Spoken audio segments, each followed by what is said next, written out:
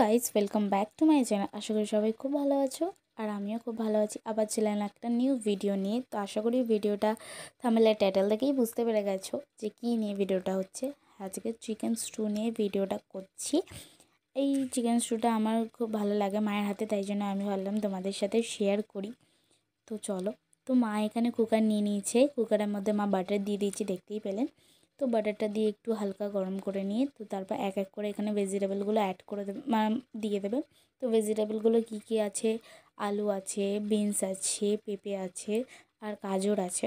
তো এইগুলো এক এক করে ভেজে নেবে। আলু আর পেঁপেটা দিয়ে আগে ভেজে নেবে, তারপর গাজর আর বিনসগুলো দেবে। তো এগুলো ভালো করে হালকা এতে ভেজে নেবে ঘি দিয়ে, কেননা তারপরে মশলা ফশলা দিয়ে তো একেবারে কষাবে, কষিয়ে নিয়ে তারপর সিটি মারবে। অত কোনো ছটপট রান্না করার জন্য এটা খুবই ইজি। তো দেখো তোমরা কীরকম লাগে। তো মা এখানে দেখতেই পাচ্ছ সব বিনস সব দিয়ে দিল। দিয়ে দেওয়ার পর এটা ভালো করে মা একটু নাড়িয়ে নেবে। নাড়িয়ে নিয়ে এর মধ্যে এখানে মাংস আছে 600। তো আমাদের 600 যেরকম লোক আছে সেরকম হিসাবে মা এনেছে অল্প করে। তো এখানে মা এটা ভালো করে নাড়িয়ে নিচ্ছে। এর মধ্যে এবার একটু ঢাকা দিয়ে দেবে, আর এর মধ্যে একটু সামান্য নুন দিয়ে দেবে। যাতে নুনটা দেয় কেন, যাতে জিনিসটা যাতে মানে তাড়াতাড়ি সিদ্ধ হয়ে যায়, নাহলে গোটা গোটা সবজি তো সিদ্ধ হতে একটু টাইম লাগে। তো মা এর জন্য নুন দিয়ে দিল, নুনটা দিয়ে ঢাকা দিয়ে দিল যাতে ভাপে সিদ্ধ হয়ে যায়। তো কিছুক্ষণ ঢেকে রাখার পর মা আবার খুলে আবার এদিক ওদিক করে একটু নাড়িয়ে দিল।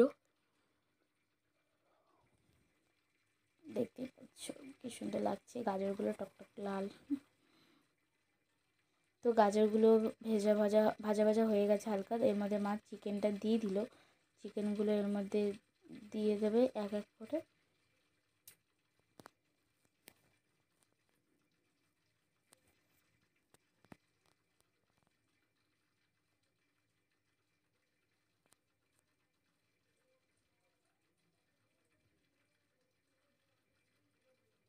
তো মায়ের এখানে সব চিকেনগুলো দেওয়া হয়ে গেছে। এবার দেখো সবজির সাথে চিকেনগুলো ভালো করে করে নিচ্ছে, মিশিয়ে নিচ্ছে। এবার মিশিয়ে নেওয়ার পর এবার মায়ের মধ্যে করে সব মশলা দিয়ে দেবে। তো কি কি মশলা দিচ্ছে তো তোমাদেরকে দেখাই। তো এটা ফার্স্টে দিল ধনে গুঁড়ো। ধনে গুঁড়ো যার যেরকম কোয়ান্টিটি থাকবে সেরকম হিসাবে মশলাটা দেবেন, ঠিক আছে। তারপর দিল জিরে গুঁড়ো। আর এতে কিন্তু কাঁচা লঙ্কা অ্যাড হয় না, এর মধ্যে ব্ল্যাক পেপার দেয়। আশা করি সবাই নিশ্চয়ই জানেন, আমি তাও বলে দিলাম ব্ল্যাক পেপার দেয়।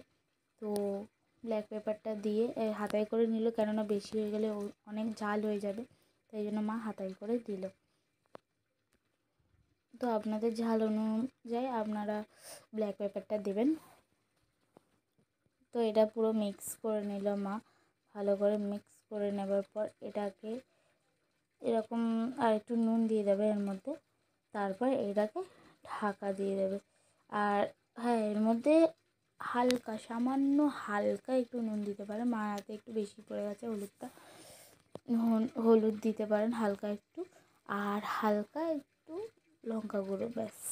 তো তারপর এটাকে ভালো করে মিক্স করে নিয়ে মা দেখুন হলুদটা কেউ স্কিপ করতে চাইলে স্কিপও করতে পারেন। হলুদটা হালকা দেয় যাতে কি সবজিগুলো হালকা হলদে হলদে টাইপের হয়ে যায়, ওই জন্য।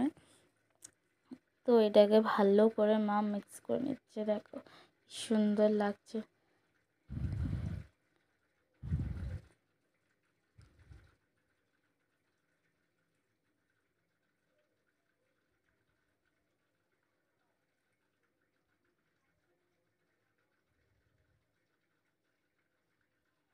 তো মায়ের এটা ভালো করে মিক্স করা হয়ে গেছে। তো এবার এটাকে ঢাকা দিয়ে দেবে। ঢাকা দিয়ে দেওয়ার পর এটা আবার কিছুক্ষণ ঢাকা দিয়ে রাখবে। তারপরে খুলে নিল মা কিছুক্ষণ ঢাকা দেওয়ার পর। তারপর এর মধ্যে একটু জল দিয়ে দেবে, জলটা দিয়ে এবার প্রেশার কুকারে ঢাকনাটা আটকে দেবে। দেখ তোমাদের পরিমাণ মতন তোমরা জল দিয়ে দেবে, যেরকম যেরকম পরিমাণে তোমরা সব কিছু নেবে সেরকম পরিমাণে জলটা দিয়ে দেবে। তো মা এখানে জল দিয়ে দিল, মা মনে হলো যে আর একটু জল লাগবে, তো মা তাই আর একটু জল দিয়ে দিল। সবজিগুলো সিদ্ধ হবে সেই হিসাবে জলগুলো দিয়ে দিল, একটু বেশি করে দিয়ে দিল, সিটি পড়বে এ পড়বে। তো মা নাড়িয়ে চাড়িয়ে মা আবার ঢাকনা মেরে দিল। তো মা এবার ঢেকে দিল, ঢেকে দেবে এবার খালি সিটির অপেক্ষায়। তো অনেকক্ষণ পর সিটি পড়লো, সিটি এটা ঠিক আছে, তোমরা 10টা মতনও দিতে পারো। তো মা কটা দিয়েছে আমি কাউন্ট করিনি, তো প্রায় এটা হয়ে এসছে। তো ভিডিওটা এখানেই এন্ড করছি, ভালো লেগে থাকলে লাইক কমেন্ট